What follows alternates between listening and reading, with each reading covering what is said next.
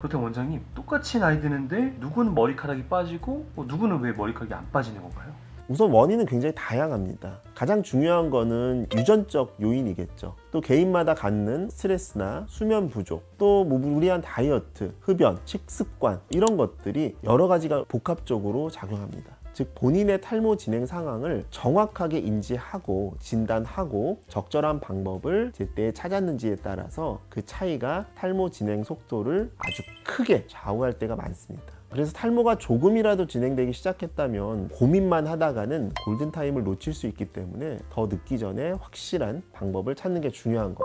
안녕하세요, 탈모 의사 홍 원장입니다. 얼마 전에 50대 환자분께서 저희 병원에 오셨는데 그분이 이제 동창회 갔다 온 이야기를 해주셨어요. 거의 한 10년 만에 동창회에 갔는데 그분은 나이가 어느 정도 50대가 되다 보니까 주름도 많아지고 또 머리카락도 많이 빠진 상태였는데 다른 친구들은 여전히 머리숱도 빵빵하고 주름도 많이 없고 어떻게 보면 뭐 40대 중반 이렇게 보여서 괜히 좀 위축이 됐다고 하시더라고요. 그래서 저한테 아니 뭐 다 똑같이 나이를 먹는데 왜 유독 나만 이마가 넓어지고 또 머리카락이 빠지고 나이가 드는 거냐 그러셨는데 아마 사실 이분뿐 아니라 다른 분들도 많이 공감이 가실 거예요. 유독 나만 머리카락이 빠지고 또래들보다 조금 더 나이가 들어가는 것 같은 기분, 특히 남성분, 중년 남성분이라면 그런 기분을 다들 느끼실 수 있습니다. 그래서 오늘은 우리가 똑같이 나이가 드는데 왜 나만 머리가 빠질까에 대한 주제로 이야기를 해드리고 여러분이 갖고 있는 이런 부러움과 걱정을 또 어떻게 해소할 수 있는지에 대해서 알려드리겠습니다. 이제 나이가 들면은 머리카락이 빠지는 건 자연스러운 일인 건가요? 그렇죠. 일종의 노화의 과정이죠. 탈모도 노화의 과정이기 때문에 50대가 되면 어느 정도 머리숱이 좀 줄어들고 좀 머리가 약해지고 얇아지고 이런 부분들은 자연스러운 일이지만 실제로는 그 속도, 탈모 속도와 변화량이 사람마다 완전히 다르다 보니까 특히나 요즘은 더 빠르게 진행되는 분들이 많은 것 같아요. 그럼 어떤 분들이 주로 좀 빨리 진행이 되나요? 누구는 탈모가 20대, 30대에도 일어날 수 있고 또 누구는 한 50대에 시작이 될 수도 있죠. 특히나 중년인 50대의 경우에는 이미 머리카락 자체도 많이 가늘어지고 또 모발 성장 주기가 짧아져서 조금만 스트레스 받고 무리해도 많이 빠질 수가 있습니다. 그리고 중년 스트레스는 덤으로 따라오니까 이러니 저러니 해도 50대에 급격하게 탈모가 진행되는 분들이 많습니다. 그래서 앞서 설명드렸던 환자분 뿐만 아니라 머리가 이렇게 벗겨진 게 좀 부끄러워서 동창회나 모임에 안 나갔다고 하는 분들이 사실 은근히 되게 많으세요. 누구는 거의 변화가 없는데 머리숱도 많고 왜 나만 이렇게 훅 머리카락이 빠져버렸다고 느끼면 마음이 괜히 막 철렁 내려앉죠. 다른 건 몰라도 이 머리카락 문제만큼은 첫 인상에서 확 눈에 띄니까요. 머리카락이 없으면 실제로 이 스타일링이 잘 안 되고 다른 동년배 친구들보다 정말 한 10살 정도 차이가 나 보이는 경우가 실제로 굉장히 많이 보입니다. 그렇다면 원장님, 똑같이 나이 드는데 누구는 머리카락이 빠지고 누구는 왜 머리카락이 안 빠지는 건가요? 우선 원인은 굉장히 다양합니다. 가장 중요한 거는 유전적 요인이겠죠. 또 개인마다 갖는 스트레스나 수면 부족, 또 무리한 다이어트, 흡연, 식습관 이런 것들이 여러 가지가 복합적으로 작용합니다. 또 남성 호르몬과 관련돼서 모낭이 점점 위축되고 공격받다 보니까 이전과 똑같이 샴푸하고 말리고 모발 관리를 잘 해도 갑자기 머리카락이 막 한 움큼씩 빠지는 걸 발견하기도 하죠. 한편 머리카락이 빠지면 그냥 나이 들면 다 빠지는 거 아니야? 어쩔 수 없지. 대부분 이렇게 생각하시고 체념하고 방치하시는 분들이 굉장히 많으세요. 그런데 사실 동창 중에 그냥 아무런 관리 없이 머리카락을 풍성하게 유지하는 분들은 많지 않을 거예요. 다들 어느 정도는 뭐 관리도 받고 또 탈모가 진행됐을 때 간단한 치료나 시술, 약을 먹을 수도 있고요. 이런 것들을 하실 가능성이 굉장히 높습니다. 즉 본인의 탈모 진행 상황을 정확하게 인지하고 진단하고 적절한 방법을 제때 찾았는지에 따라서 그 차이가 탈모 진행 속도를 아주 크게 좌우할 때가 많습니다. 그래서 탈모가 조금이라도 진행되기 시작했다면 고민만 하다가는 골든타임을 놓칠 수 있기 때문에 더 늦기 전에 확실한 방법을 찾는 게 중요한 거죠.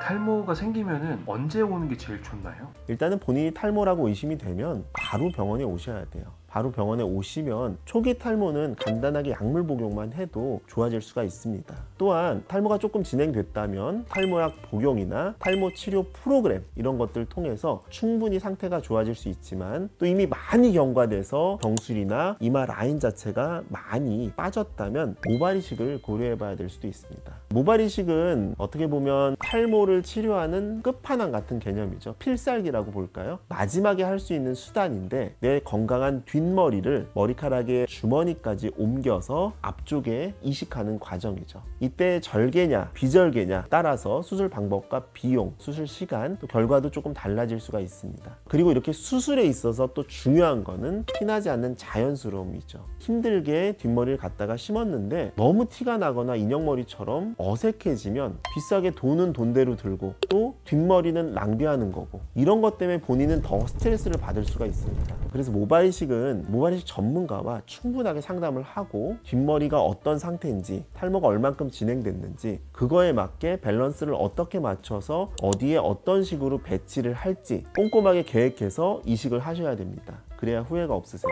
가끔 이런 탈모가 진행됐다고 가발 쓰시는 분들도 있으시잖아요. 네. 그럼 가발이랑 모발 이식이랑 비교했을 때 어떤 좀 차이가 있을까요? 요즘에 많이 하시는 게 이제 가발을 쓰시는 분들도 있고 그 다음에 두피 문신을 하시는 분들도 있는데 처음에 탈모가 조금 진행됐다고 해서 무조건 가발을 쓰거나 무조건 두피 문신으로 가면 안 되거든요. 일단은 상담을 받아보시고 약으로 해결되는 탈모도 있고요. 그리고 가발이나 문신보다는 모발 이식 수술을 통해서 해결할 때 좀 더 메리트가 있는 경우도 굉장히 많습니다. 그렇기 때문에 모발 이식이 어떻게 보면 가장 효율적이고 효과적인 방법이지 않나 이렇게 생각을 합니다. 그리고 이런 모발 이식을 하면 막 어색하고 티나는 거 아니야? 이런 질문들도 많이 하시는데요. 이걸 자연스럽게 하는 게 제가 가진 기술력이고 가장 자신 있어 하는 부분입니다. 그러면 어떤 병원에서 모발 이식 수술을 받으면 잘 받을 수 있나요? 우리 요즘 SNS나 포털 사이트 보면 모발 이식에 대해서 이런저런 후기와 리뷰가 사실 넘쳐나죠. 간혹 이건 좀 과장된 거 아니야? 싶은 것들이 조금 있어요. 제 눈에 보이거든요. 사진만 봐서는 사실 이렇게만 올리시잖아요. 그러니까 이게 동일인인지도 모르겠고 또 언제 찍은 사진인지도 모르겠고 왜냐하면 이게 예전에 수술한 것들을 계속 돌려가면서 쓰면 수술 엄청 많이 한 것처럼 보이거든요. 또 어떤 곳은 포토샵으로 조작을 하는 경우도 간혹 있다고 하더라고요. 그래서 저희 병원은 이런 부분에서 환자들한테 신뢰를 드리기 위해서 리뷰, 후기 이런 거 조작 단 한 건도 없습니다. 저희는 시술 전후로 날짜를 기재한 다음에 이런 걸 써요. 저희는 이 날짜를 쓰고 사진을 남기기 때문에 조작이 불가능하죠. 이런 정직함과 모발 이식 실력을 많은 분들께서 잘 알아주셔서 제가 압구정에서 11년째 한자리에서 병원을 잘 유지하고 있는 것 같습니다. 그러니까 우리가 나이가 들어서 머리카락이 빠져서 속상하고 동창회 갔는데 나만 머리카락이 좀 빈 것 같아서 나이 들어 보인다, 또 머리카락이 빠지니 자신감도 떨어진다, 또 우울증도 생기시더라고요. 이런 게 고민이시라면 편하게 오셔서 상담 받아보세요. 제가 솔직하게 진단해 드리고 가장 효율적인 방법으로 치료를 해드리겠습니다.